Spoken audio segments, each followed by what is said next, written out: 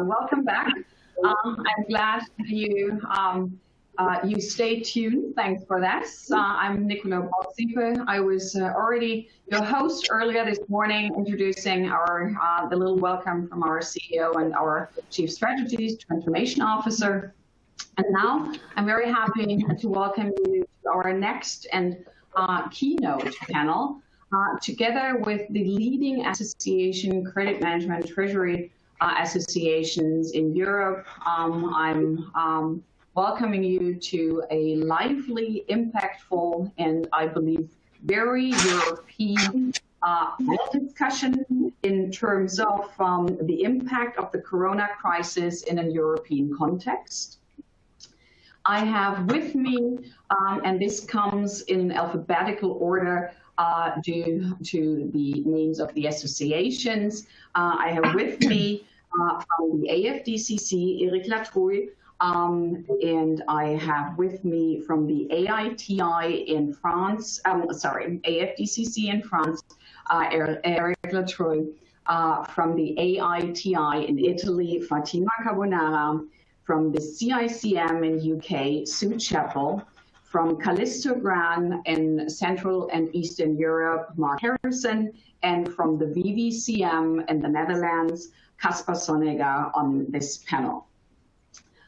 They are so kind, they will introduce themselves in a second afterwards, before we start. Altogether, they are presidents, board members, CEOs of their associations, and more importantly, experts in their field.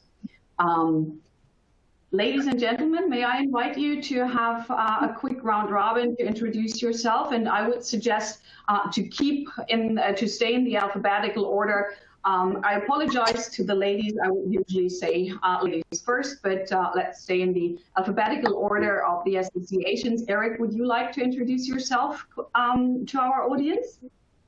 Yes. Hello, everybody. Yes, I am the former chairman of the AFDCC, the French Association of the Credit Manager. I was president till December last year. I was involved since many years in this very fantastic association. And we have 1,800 members, and we have two activities. One activity for half is training, and we deliver graduate formation diplomates for training. And second activity is the events for members to improve their skills and their knowledge of the credit management. And we belong to the FECMA, the European Federation Association of the Credit Management, who belongs 11 members, like CICM and VVCM are present here. And we have both discussion about to represent more the credit management in European countries. Thank you. Fatima, may I move from France to Italy? Good morning, everybody. Yes, I'm Fatima Carbonara, and I am here on the behalf of AITI, Associazione Italiana Tesorieri d'Impresa, which is exactly an association with a group of, professional treasurer that came together in 1992 with about 100 people. And at the moment, we are 800 people. Our activity is mostly in giving training.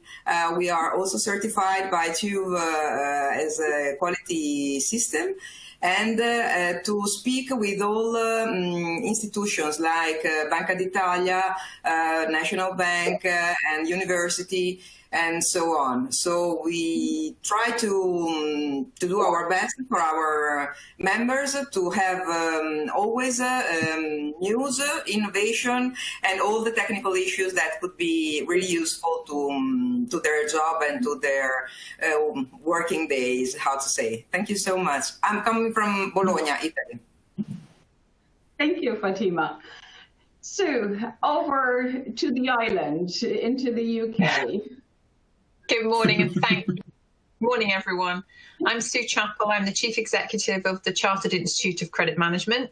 We are the professional body for the credit management industry. Our main focus is raising awareness of credit management, promoting best practice, and supporting our members throughout their career. We're the founder members of FECMA, and we play a big part in that. We became chartered in 2015, but the Institute was actually formed in 1939. And in those days, it started off as the Institute of Credit Men, which I always find quite amusing. Definitely is amusing. Yes, I get that. Our next guest will be Mark Harrison from Callisto Grand, back into Central and Eastern Europe. Yes, good morning, everybody. I'm the founder of Callisto Grand. We do everything that the others have already said: training, best practice, qualifications, consultancy, raising awareness of our fantastic profession. We specialize in, particularly in shared services in Central and Eastern Europe. So we are active in all countries from Czech Republic, Poland, Hungary, Slovakia, Romania, Bulgaria, and other territories east of here as well. Very pleased to be joining this morning, and thank you for the opportunity. Thank you to you too. Last but absolutely not least, Casper from the VVCM in the Netherlands. We already heard the VVCM, together with others, are included in a European association at all. Now we're talking to the VVCM. Casper. Thanks a lot, and thanks for the opportunity to represent my the association. I sit on the board of the Dutch Credit Management Association, responsible for innovation. We support our members. We have some 1,500 of those in the Netherlands. We were founded some 30 years ago, so we're actually celebrating our 30th anniversary this year. And we support our members with creating awareness, supporting them with education and training, sharing of knowledge, and we further the cause of the credit management sector in aligning also with government and other types of forum. Thank you very much. Thank you, everyone. I would like to start, of course, before I open up the discussion, and we'll have some questions going to each of you. I would like to introduce the setting or the thought of this session with a survey conducted earlier this year, and Commerzbank surveyed that Q2 economically was a disaster. This most likely is not new to any one of us. It was difficult. It was in many aspects globally. It was and is still difficult, but the numbers for Q2 obviously are out. And based on this, Commerzbank was able to outline three predictions. First of all, we will see more public debt in the future in each of the main countries. Secondly, we will even longer see ultra-low interest rates, which will influence us in many ways. And the third prediction Commerzbank made is that we will see a boost of protectionism around the globe. So deregulation seems to go far away. We'll see where this comes. But pointing with those thoughts in the background, I would like to open our conversation, our discussion, and see what impact the coronavirus, the pandemic, had and most likely will have in the respective regions and markets of our panelists. And I would like to start with Fatima from Italy. We all know Italy was hit very hard. And to be very honest, when we prepared for the session a week ago, and had our dry run, the situation still was not entirely different, but not close to the situation we have right now, right? So we probably come all from the aspect of the impression of earlier this year. Right now, it is very volatile that we do not know where to go, but we have seen how hard Italy was hit in spring and earlier this year. The lockdown measures, my question to you, Fatima, would be how the lockdown affected liquidity of Italian organizations. Is there anything you have already seen which you can share with us on this aspect? Well, as you said, lockdown has hit really, really hard the working life and also the productive life of Italy, and is known that the most important aspects of the thing are tourism, first of all, because as you can see, Italy is living on tourism, and this summer was really, I don't know how to describe the situation, but it was really, really low, and we have how to say, a really hard situation to face. The other aspects was also the situation about the restaurants and bars and coffee, also because we have a beautiful climate in summer normally, and the impact was that spirits and all the products that usually have were successful at the bars and so on has a less impact a less impact of quite 40%. So it's something really hard to face also in this moment, at this moment, and it is hard to to forecast a view in which it is going to be better in these days. Thank you. I'm dealing with some, I'm sorry if you see this, I'm dealing with some kind of aspects here in the background, but I hope everyone keeps on is having a good view and able to see every one of us. So this is causing some kind of tech trouble in the back. But thank you for this, Fatima. Sue, from the UK perspective, you see uncertainty not only with the pandemic, but also, of course, with the Brexit. How do organizations in the UK handle this?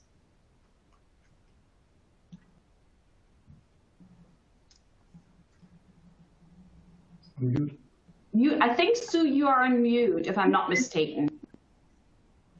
Oh, won't it be a joy when we don't have to have that conversation anymore? I'm so sorry. Thank you. Apologies. I think the one of the biggest issues facing organisations in the UK and everybody actually is uncertainty. So there's uncertainty of the impact of the actions taken to manage the virus. There's uncertainty about what does Brexit mean to organisations doing business, and what does it mean to just people in the street and the impact of their money. I think what we're seeing as a result of that uncertainty are less longer term decisions being made, much more constrained local tactical decisions.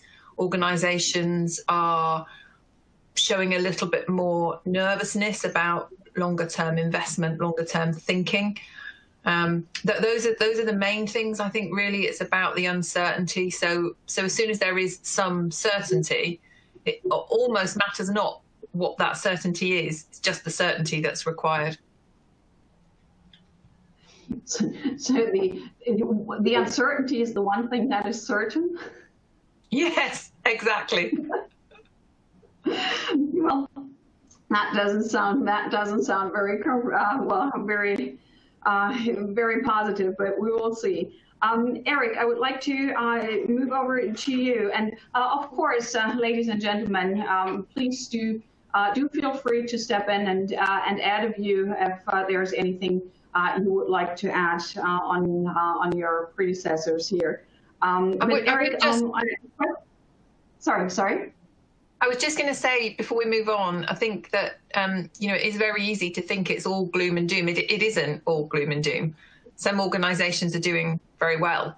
And, obviously the tech organizations are doing well, a lot better than they expected that they would be at this time in their strategic plans, because obviously none of us knew what this year was going to look like.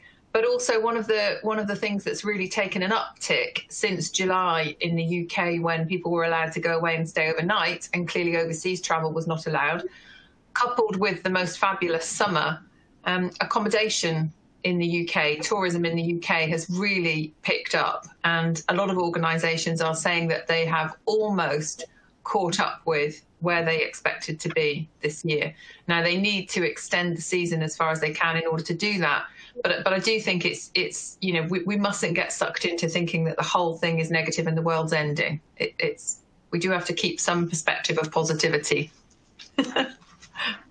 That's true, totally crucial. I couldn't agree more. And I think the mindset you are just pointing out is important. And of course, I guess, and we will hear this later as well, of course, that the way how to change, transform, and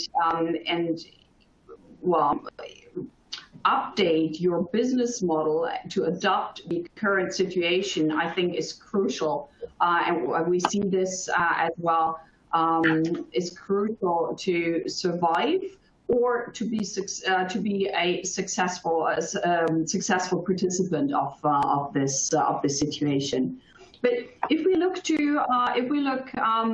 into the French situation, Eric, I was wondering, the drastic lockdown in spring was very obvious. And if we look into the aspect of how this impacted credit lines and cash flows for your members, what would you say from French perspective out of this?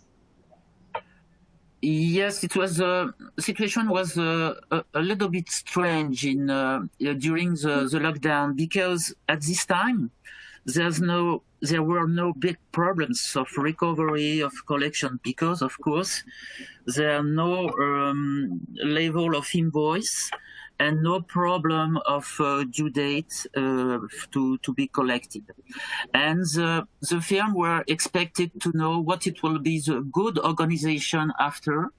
And during this month, May and June, they have no many problem. During July, the problems arrived, and they need and they discuss to change their organization, because they have the possibility or the compulsory from the government, of the recommendation from government to be on teleworking, and not so much firms in France are well organized about that. And it was a very strong situation, but I think the firm in France have a good response, a good answer about that. And they take a quicker organization to have a good network for collection and more efficiency for the team to collect the money and to have a strong action on credit management. And I think it's opportunity in France to see that this function is very important for the firm, and to be not modernized, but to be more supported from the financial director. Isn't that something? I hope many finance organizations have heard that participating today. There is one aspect I would like to address to both of you, Eric and Mark, and especially the aspect of the sectors. What kind of industries? Is there anything we can compare between France and Central and Eastern Europe? Which sectors, which industries have been affected most throughout Europe? Mark, I don't know, maybe you want to start and then we'll have a recap on France. I can speak kind of from like the shared service centre sector, of which there are like nearly 2,000 shared services and BPOs and so on across all of the region. By and large, I think it's probably fair to say they haven't been particularly affected because they are US or Western European head offices particularly. Some have been, and I'm talking about sort of laying people off, unemployment, that kind of thing. There's been one or two cases where there have been downsizing in staff, but generally speaking, not really at the moment. One of the positives, to kind of accentuate what people were saying before me, that there's actually in quite a few cases there's been an increase in cash flow, inbound cash flow, even though there might have been a downturn in sales, because it's allowed accounts payable teams and customer service teams to focus on long-standing disputes and kind of clear the decks. And also because people have been working from home, there's been less distractions of, shall we say, occasionally lots of meetings that are not always necessary. So people have been rather, been focusing on what they actually need to do in terms of collection, that kind of thing. So for a short period of time, there has been an improvement in cash flow and say problem resolution and that kind of thing. So that's a bit of a plus. So no water cooler chats increase the productivity, Mark? Largely that's what people are saying. I mean, there is a tipping point on that when we all start going crazy working from home. But primarily, yes, that has been the general feedback, that because there's been less distractions in terms of, water cooler discussions, that there has been an increase in productivity. Flip side of that, of course, is I have tremendous sympathy for people that are living in, should we say, fairly small accommodation with children and so on. And that's made their lives difficult, and I do really sympathise. When the kids are not at school as well, particularly in the early days of lockdown, there was a lot of stress. But generally speaking, the people seem to like this working from home thing. I think that going forward is going to be fascinating. I'm going to avoid saying new normal and journeys because these are two phrases that I've already gone mad about. So, but going forward, things are going to be different, and we'll discuss that later. Absolutely. Thank you. And this resonates very well with, Eric, what you mentioned, that, of course, working from home was a challenge for everyone who's supposed to work from home, of course, but also for corporations to prepare their people to work from home. There are two sides of the coin to this. But I would like to go over and have a question for Casper. And I heard. I heard you're having views on some facts and figures. We read that the payment survey conducted by international credit insurer COFACE mentioned that payment delays increased from 71 to 75% in Q2. Is this something your members have experienced, and more importantly, how do they protect themselves against late payments or even bad debt? Are there any Dutch examples to share with us? I think that the current situation that we're in is really interesting, and there seems to be a new normal, because if you look at it from because this is my second crisis. So I tend also to compare a little bit between the financial one from 2008, 2009 to the current one. And what you see, at least here in the Netherlands, is that the banks have put some 50 billion of additional liquidity in there, supporting consumers and businesses. Our government has put some 60 billion of support measures in place, and there is a significant third tranche to come. given the fact that that our GDP is roughly 800 billion on a yearly basis, it kind of gives you a little bit of flavor of the enormous effort that is being done. That also has as a consequence that currently we are running an unemployment of 4.4%, and actually bankruptcies now are lower than in 2019. So it's really difficult if you start looking at your books, at your on how your customers, be that consumers or businesses, are going to respond. Is quite difficult. So what you are kind of getting from what we're getting from our members is that currently there doesn't seem to be a lot of deterioration in the books, but there's also a lot of uncertainty. So I think that somewhere around the mid of 2021. We are going to see the real impact of this. So once the government support starts running out, and then businesses also have to start, get back to normal. That's when we are going to see what the true impacts of this crisis are. Okay, yeah, that's from a Dutch point of view, I would say. Well, thank you. Can I add to that? Sorry. So can I add to that? May I think Casper made a great point there, and I think everybody working in credit and collections in particular, or everybody connected with our main subject here, the last 6 months have been completely unusual, and it is a bit of a false illusion.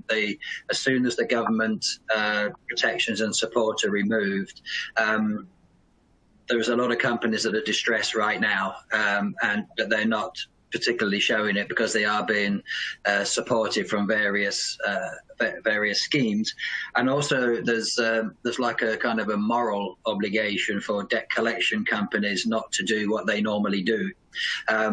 Talking to the likes of EOS and Latreuille, they've been saying that, like 10 years ago in the previous recession, they'd have had a high increase in work 1 month after kind of the recession really started, which would have been like April, May this year.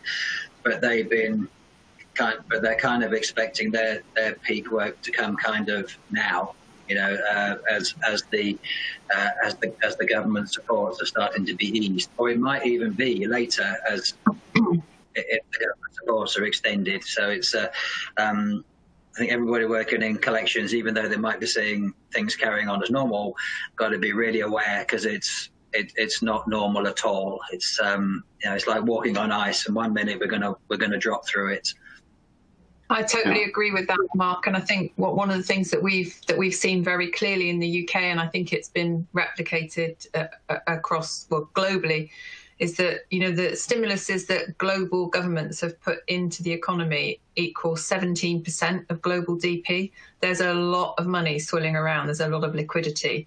I think that certainly during the lockdown, for the first 3 months of the lockdown, when people couldn't go anywhere and everything was shut, 100% of the population had more money and nowhere to spend it. So that's why we were seeing consumer debts being paid down. That's why we were seeing accounts receivables teams with the opportunity to follow up debt. So when people talk about, it's been really successful and it's much more efficient with people working from home, again, we don't know, because they've been doing different things. They've had the opportunity to do different things.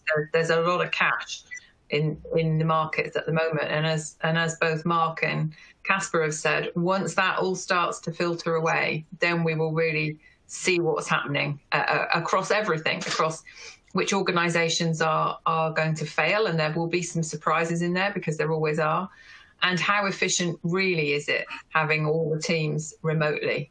I think there's some really interesting stuff ahead. Great time to be a credit manager. Good point. Most exciting time. Please go ahead. No, so I think to work in our particular area is I think most of us have been through a few recessions over the last 20, 30 years. I'm certainly not on my first or whatever. But I think this is an incredibly exciting time for us to, Sue, you said about part of our responsibility in our associations is to raise profile and the value of what we do. Well, this is our moment, right? This is when every credit person steps to the fore and says, we can now bring value to your business. This is, yeah, it's not all about sales and whatever else. This is our time. And this is what we, from our perspective as a fintech with our solutions, see as well. Credit collections is very well perceived. People are corporations are super interested in it. So this, I can only say what you experience from your members, we experience from our corporate point of view and our customers. And I would like to touch one more aspect, since we already started to put out the crystal ball. Let's dive a little bit more into the predictions. There is one aspect, we almost touched it, but the Western European countries, or especially Italy and the UK as well, have been rated lately by Euler Hermes as a medium risk countries on their monitor. And Fatima, especially to you, do you see the danger of a prolonged recession and a slow recovery in Italy? What is your crystal ball view on this, your prediction? Hard question, because yes, absolutely agree that this kind of situation is not how to say, looking good for the future. The prediction, I hope it will be that kind of prediction and not something worse. Because as they were saying, my colleagues before, in these days we are just having the first impacts of the situation. In 2021 it will be really, really hard to face what will be the reality, because a lot of companies have been supported and a lot of markets have not been supported directly, but in some cases also, like in Italy we had the vacation, the holidays bonus, that was something for me incredible, but in any case we had it.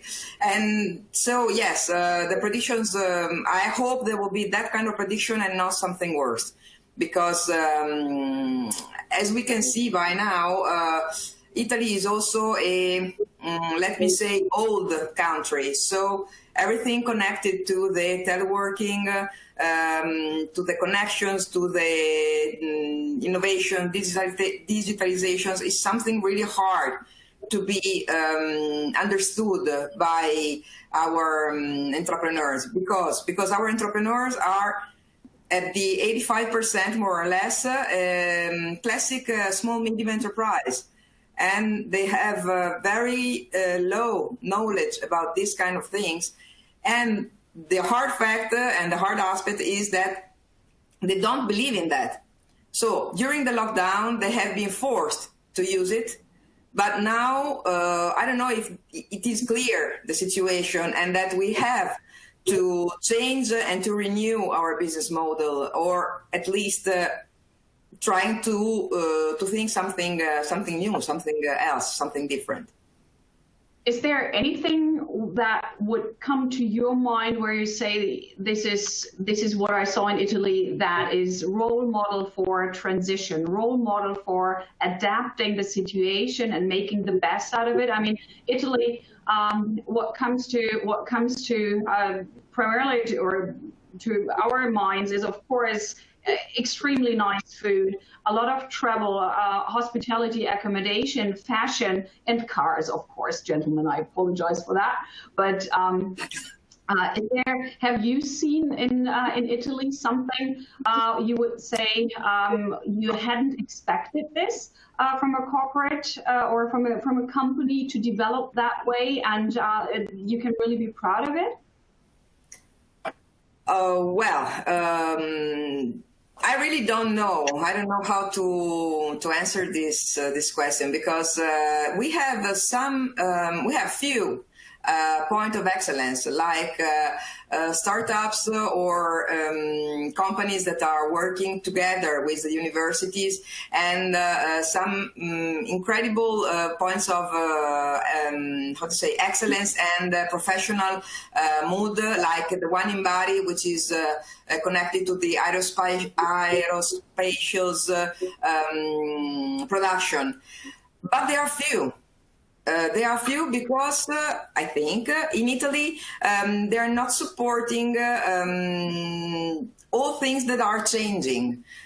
In a way, it's like we are sleeping on our Romans and classical and Renaissance history.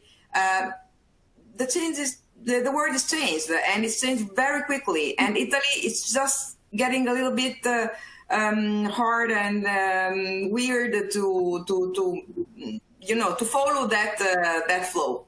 That's my impression, and it's something that I'm a little worried about it.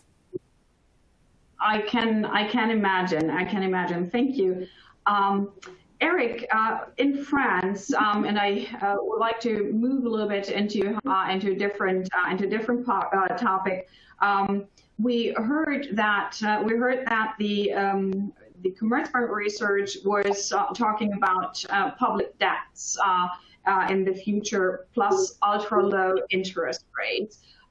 What exactly is the situation in France, and what would be your very educated guess how this is going to proceed or to be taken in France? Yes, of course it's a now increase, but I think we have no choice, because if we want to restarting as best as we can the economy, financial support is very important from the government. For the guarantee to the bank, in France there's a measure, it is a loan guarantee by government, it's a PGE, and if we have not that, it will be we face a big level of bankruptcy now. I'm not sure that it will not arrive in beginning of first quarter next year, but it's secure for the moment the treasury of the firms. And to make that, we of course have this bad impact of the public debt. And we don't know exactly how it will be solved after, but for the moment there's no many choice to support the firm and to have a reduction of the costs for the wages for the firm, to avoid to dismiss the employees and to reduce drastically the level of the employment. It's I think in France many people are conscious that they are in the way to increase the debt. It's not so good about good management for a government or of a firm, but for the moment it's compulsory. Great. From a French point of sorry, Sue, did you want to answer to this? Or add something? Just we're seeing a very different situation in the UK than we were in March. Yes, the infections are increasing, but what we can see is that this time the infections are generally between the 17 to 29 age group, and generally they're not getting ill. So it's a very different situation. It's become much more political. And people are seeing that, organizations are seeing that. So that's creating much more dialogue and disconnect across society than when everything was the same and we could all see that this was pretty serious because people were dying. This is not the case now, and obviously we want to make sure that doesn't happen. We're getting much more visibility of who vulnerable is and protect vulnerability, but the governments now have this very challenging, much more challenging than it was in March, how do you, when, you know, there's 66 million people in the UK, there's less than 400,000 positive cases, how do you protect people's health and balance the economy? And at the moment, the Bank of England is the funding that they are pumping into the economy is equal to £3,000 per citizen to spend. So there's no shortage of cash going into the economy. It's just being able to create opportunities for people to spend it. And history will show that if cash is available and there's opportunity to spend it, people will spend it. So I think it's, you know, it is different this time. But yeah, still so interesting in a slightly bizarre type of way.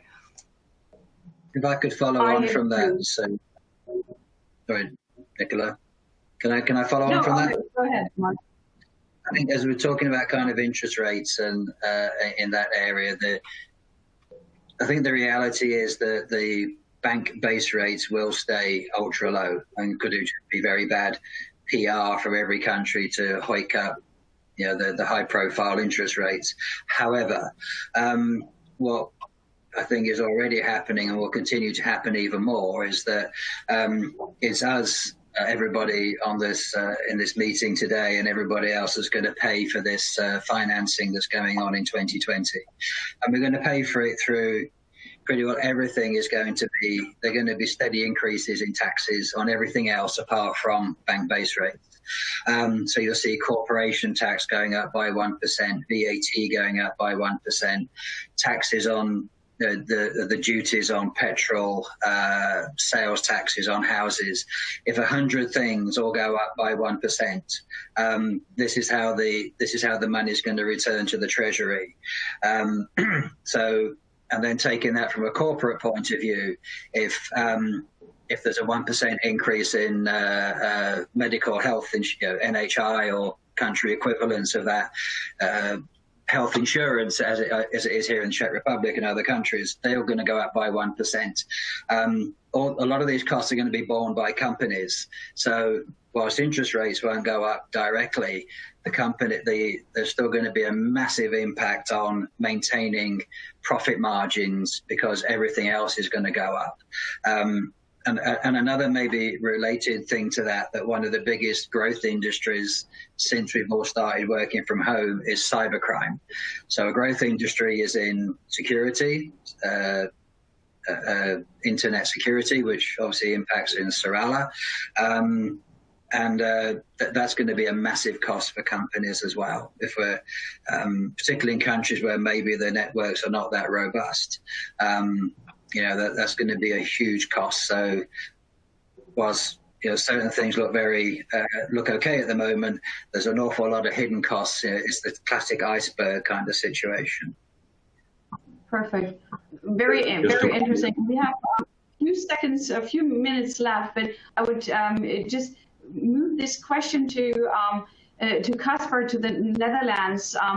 We heard how the situations are, but I would like to understand how the Netherlands is preparing, or are the Netherlands prepared as a very innovative company, as a very high-level infrastructure company, prepared to a second wave?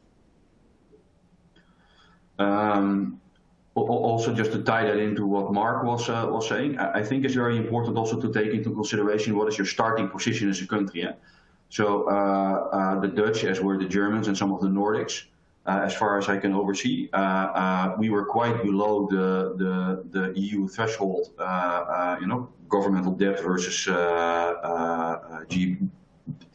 gross national product. We're also quite far advanced as a country in the way that we are digital and our infrastructure and all of that. So actually, I mean, the flip side of this current crisis is that it's also going to offer opportunities towards certain regions that have a very different starting position. It's quite different that, looking at the Italian point of view where you're at 140% versus the German and Dutch situation where you're below 60, or actually our starting point was 48. So I do believe that also the crisis that we're currently in is going to offer opportunities.